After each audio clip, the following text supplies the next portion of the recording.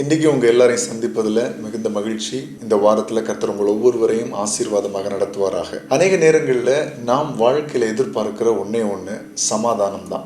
நமக்கு என்னதான் நன்மைகள் இருந்தாலும், என்னதான் பெரிய ஆசீர்வாதங்கள் இருந்தாலும், என்னதான் நண்பர்கள் இருந்தாலும், கடைசியில் நம்ம எதிர்பார்க்கிறது நம்ம மனசில் ஒரு சமாதானம், மனசில் ஒரு நிம்மதி. இதை தான் நம்ம எதிர்பார்க்குறோம்.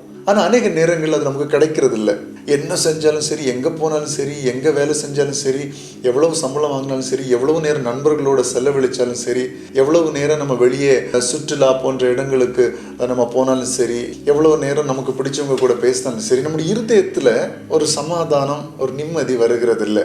ஆனால் அந்த சமாதானத்தை நம்ம எப்படி பெற்றுக்கொள்வது? இந்த சமாதானம் நமக்கு எங்கே கிடைக்கும் அப்படின்னு பார்த்தா, கர்த்தருடைய வசனம் சொல்லுகிறது. ஒரு வசனத்தை வாசிக்கலாம். ஏசாயா 26வது அதிகாரம் 3ஆம் வசனம். உம்மை உறுதியாய் பற்றி கொண்ட மனதை உடையவன் உம்மையே நம்பி இருக்கிறபடியால் நீர் அவனை பூரண சமாதானத்துடன் காத்து கொள்வீர்.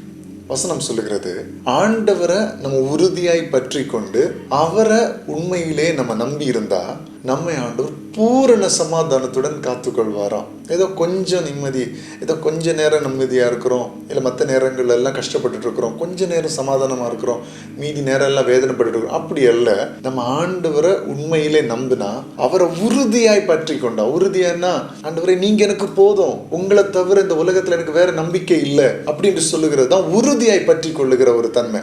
அப்படி நீங்களும் நானும் இந்த உலகத்துல நம்மை உருவாக்கின இயேசுவை நம்ம உண்மையிலேயே அவரை இறுக பற்றி கொண்டால், நம்முடைய இருதயத்துல, நம்முடைய வாழ்க்கையில, நம்முடைய குடும்பத்துல கர்த்தர் பூரண சமாதானத்துடன் காத்துக்கொள்வாராம். இன்னைக்கு இந்த வார்த்தையை விசுவாசிக்கிறீங்களா? இன்னைக்கு நீங்க படிக்கிற இடத்துல, நீங்க வேலை பார்க்கிற இடத்துல, நீங்க தொழில் செய்கிற இடத்துல, உங்க வீட்டுல அநேக நேரங்கள்ல ஐயோ எனக்கு சமாதானம் இல்லையே, எனக்கு நிம்மதி இல்லையே அப்படின்னு நம்ம சொல்லுகிறோம்ல. இன்னிலிருந்து ஒரு காரியத்தை நீங்க செஞ்சு பாருங்க. ஆண்டவரை முழுசா நம்பி பாருங்க. அவரை உறுதியாய் பற்றி கொண்ட ஒரு மனது. இந்த உலகத்துல சில காரியங்களை நம்ம ரொம்ப உறுதியா இருப்போம். இது இல்லைன்னா முடியாது, இது இல்லைன்னா என்னால வாழ முடியாது, இது இல்லைன்னா என்னால இருக்க முடியாது அப்படிலாம் நம்ம சொல்லுவோம்ல. அந்த லிஸ்ட்ல ஃபர்ஸ்டா ஆண்டவரை வச்சு பாருங்களேன். ஆண்டவர் இல்லாம என்னால இருக்க முடியாது, ஆண்டவர் தான் எனக்கு முக்கியம். இந்த உலகத்துல உள்ள எல்லா காரியங்களை பார்க்கலாம், இந்த உலகத்துல இருக்கிற எல்லா நன்மைகளை பார்க்கலாம், ஆண்டவர் தான் எனக்கு முக்கியம் அப்படின்னு ஒரு ஸ்டேட்ல நீங்க வந்து பாருங்க. நிச்சயமா நான் சொல்லுகிறேன், ஆண்டவர் சொல்லுகிறார் இந்த வசனத்தின் மூலமாக, உங்களை அவர் பூரண சமாதானத்துடன் காத்துக்கொள்வாராம். அப்ப நமக்கு முக்கியமா தேவை சமாதானம் தான். அதுக்கு நம்ம செய்ய வேண்டிய ஒரே ஒரு காரியம், அவரை உறுதியாய் பற்றி கொள்ளணும். உறுதியா, ஆசிலேஷனே இருக்கக்கூடாது, ஒரு அசைவே இருக்கக்கூடாது. கொஞ்ச நேரம் ஆண்டவரை நம்புறது, மற்ற நேரங்களில் வேற யாரையாவது நம்புறது, கொஞ்ச நேரம் ஆண்டவர் மேல அன்பு செலுத்துறது, மற்ற நேரங்களில் உலக ஏதாவது காரியங்களுக்கு அன்பு. அப்படி கிடையாது. உறுதி என்ன? உறுதி தான். அது ஸ்டெடியாக இருக்கணும். எடுத்த முடிவில் ஒரு மாற்றம் இருக்கக்கூடாது.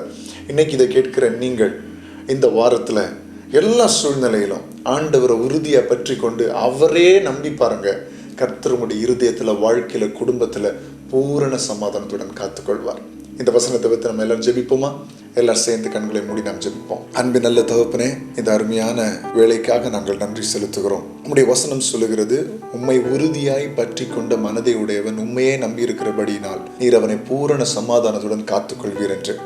இந்த உலகத்தில் அநேக நேரங்களில் நாங்கள் எங்களுடைய நம்பிக்கையை, எங்களுடைய உறுதித்தன்மையை உலகத்தின் மேலும், உலகத்தின் மனுஷர்கள் மேலும், உலகத்தின் காரியங்கள் மேலும் அநேக நேரங்கள் வைக்கிறோம். அதனால சமாதான கேடு, அதனால ஒரு நிம்மதியற்ற வாழ்க்கை எங்கள் வாழ்க்கையில் அநேக நேரங்களில் உண்டாகிறது. ஆண்டவரே, எங்களுடைய நம்பிக்கையை கர்த்தர் மேல் வைக்காம எங்களுடைய நம்பிக்கையை உலகத்தின் மேல் வைக்கிறதுனால அநேக நேரங்களில் சமாதான கேடுகள் வருகிறது ராஜா.